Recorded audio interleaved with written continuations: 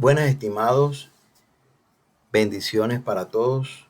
Vamos a continuar haciendo un ejercicio en la cual vamos a estar aplicando el tema de la serie de Taylor. Para este ejemplo, supongamos que tenemos una función igual a e a la x y decimos que a es igual a 0. Vamos a desarrollar la serie de Maclaurin con n igual a 3. Para este caso, recordemos que la serie de Taylor vamos a utilizar la serie representada como esta sumatoria de i que va desde 0 hasta n, donde debemos calcular la yésima derivada de la función evaluada en a y lo multiplicamos por x menos a y lo elevamos a la i. Esto lo dividimos entre i factorial. Como en el ejercicio nos están indicando de que a es igual a 0, lo podríamos reescribir de la siguiente manera. Donde está a, reemplazamos el valor de 0 y básicamente esto se convierte en una serie de Maclaurin. Bien, para este ejercicio nos están indicando de que n es igual a 3. En esta serie vamos a indicar el límite que llega hasta 3 y lo que tendríamos que escribir ahora, bueno, en este caso tenemos la función. Vamos a resolver esta sumatoria. Y esta sumatoria, bueno, si i es igual a 0, surge el primer término, quiere decir que vamos a tener 0 factorial en el denominador y aquí vamos a tener la derivada 0 de la función evaluada en 0 y esto lo multiplicamos por x a la 0. ¿De acuerdo? Ese sería el primer término. Cuando i, este valor de i pasa a 1, tendríamos lo siguiente: la primera derivada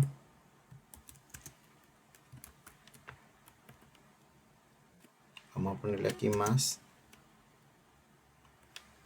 y vale 1, tendríamos i factorial y por aquí sería la primera derivada evaluada en 0 y la multiplicamos por x elevado a la 1.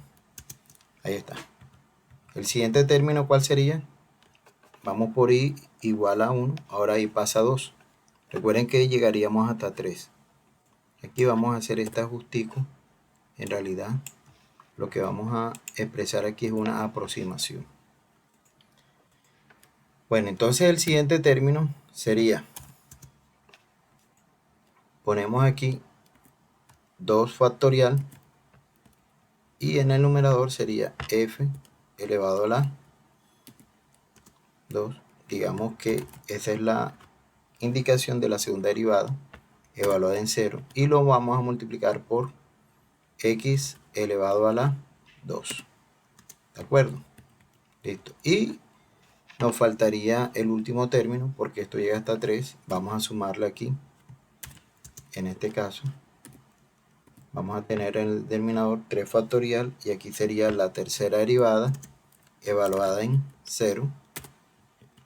Esta es una función centrada en 0. Vamos a multiplicarla por x a la 3. Ahí está. Bueno, ¿qué es lo que nos corresponde hacer ahora? Calcular la derivada 0, la primera derivada, la segunda derivada, la tercera derivada. ¿Sí? Entonces, para ello, les he elaborado una tablita donde por aquí podríamos anotar los datos de la derivada. En este caso, la derivada 0 de la función de e a la x sería la misma, e a la x.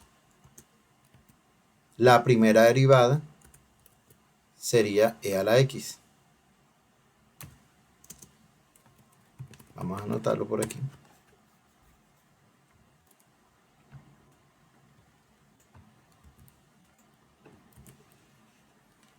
La segunda derivada de la función es la misma, e a la x. La tercera derivada, e a la x. Ahora vamos a evaluar esta función evaluada en 0. Esto es como si tuviéramos e a la 0. Y esto es lo mismo que 1. Bueno, para este caso, la primera, la segunda y la tercera derivada es lo mismo. Entonces lo podríamos reescribir. ¿De acuerdo? Ya con estos datos, ¿qué deberíamos hacer? Estos datos los reemplazamos aquí. En la derivada 0, primera derivada y segunda derivada y tercera derivada. ¿De acuerdo? Ya como a modo de resumen, les voy a poner este dato. Tenemos, la primera sería e a la 0 por x a la 0, que es 1, sobre 0 factorial, que es 1. Esto equivale a e a la 0. Siguiente término sería e a la 0 por x a la 1 sobre 1 factorial más e a la 0 por x a la 2 sobre 2 factorial más e a la 0 por x a la 3 sobre 3 factorial. Recuerden que estas derivadas evaluadas en A las reemplazamos aquí de manera correspondiente. La derivada 0, la primera derivada, la segunda derivada y la tercera derivada. ¿De acuerdo? Ya lo que viene es evaluar estos datos. E a la 0 sabemos que es 1. Ya a modo de simplificar esto, tendríamos lo siguiente. Sería e a la x, la podríamos representar como la suma de estos términos. Tendríamos aquí 1, el primer término nos da 1, e a la 0, 1, más x, e a la 0, 1 por x a la 1, x, lo dividimos entre 1 factorial, esto sería equivalente a x. Aquí tendríamos e a la 0, 1 por x a la 2 sobre 2 factorial, que es lo mismo que 2. Y a la 0, que es 1 por x a la 3, x a la 3. Y 3 factorial sería 1 por 2 por 3. Esto es lo mismo que 6. Entonces ya podríamos reescribir la función e a la x como esta suma de términos. Ahora, les he anotado esta representación que me está indicando que este es un valor aproximado. ¿Qué nos haría falta para que al sumarle, digamos, un término a esta suma de términos, para que este valor sea exactamente e a la x?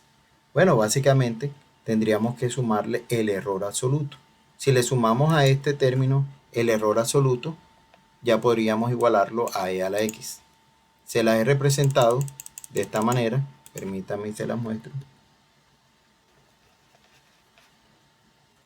Aquí, si le pongo el error absoluto, y ahí tendría el valor igual. Vale, ahora se los vuelvo a representar. Vamos a aprovechar que estamos aquí y vamos a hacer uso de este ejercicio para expresarlo de una manera generalizada. Entonces, para expresarlo de una manera generalizada, vamos a analizar cómo se comportan el numerador y el denominador. En este caso, aquí es como si tuviéramos x a la 0, x a la 1, x a la 2, x a la 3. Y abajo es como si tuviéramos 0 factorial en el denominador del primero, el segundo denominador sería 1 factorial, el tercero 2 factorial, 3 factorial y así sucesivamente.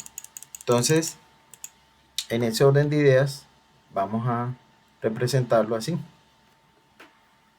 ¿Sí? Analizando aquí digamos, la secuencia en los exponentes, en los denominadores, podríamos reescribir esto como una sumatoria de x a la y sobre y factorial. O sea que esta suma de términos, de una manera generalizada, la podríamos escribir así. Bueno, y aún así lo que vamos a obtener es una aproximación. Si ya queremos tener, en este caso, una aproximación de la función e a la x, la podríamos reescribir de esta manera. ¿Sí? Bueno, ¿qué vamos a hacer ahora? Si queremos tener una igualdad, ¿qué deberíamos sumarle a esta sumatoria? El error. ¿Sí? El error. ¿Qué tipo de error? El error absoluto. Lo podríamos reescribir de esta manera. Tenemos esta sumatoria y si le sumamos el error absoluto, vamos a tener una igualdad. Entonces ya esto sería igual a e a la x. De manera que ya en base a esto podríamos identificar cuál es el error absoluto. El error absoluto, para este caso, vamos a reescribirlo como la diferencia del valor teórico menos el valor experimental. Luego le aplicamos el valor absoluto. Entonces, para este ejemplo, ya hemos calculado de esta manera el error absoluto. Si queremos calcular el error relativo, ¿qué deberíamos hacer? Bueno, básicamente tendríamos valor teórico, lo sacamos de aquí de esta función e a la x, menos el valor experimental que sacamos de esta aproximación y lo vamos a dividir entre el valor teórico. Luego lo multiplicamos por 100%. Esto está expresado de una manera muy generalizada. ¿De acuerdo? Y digamos que hasta ahí hemos llegado en el ejercicio de hoy. No te olvides que Cristo te ama. Muchas gracias por haber estado atento a esta explicación. En otro video les voy a mostrar cómo calcular el error ya de una forma numérica. Muchas gracias.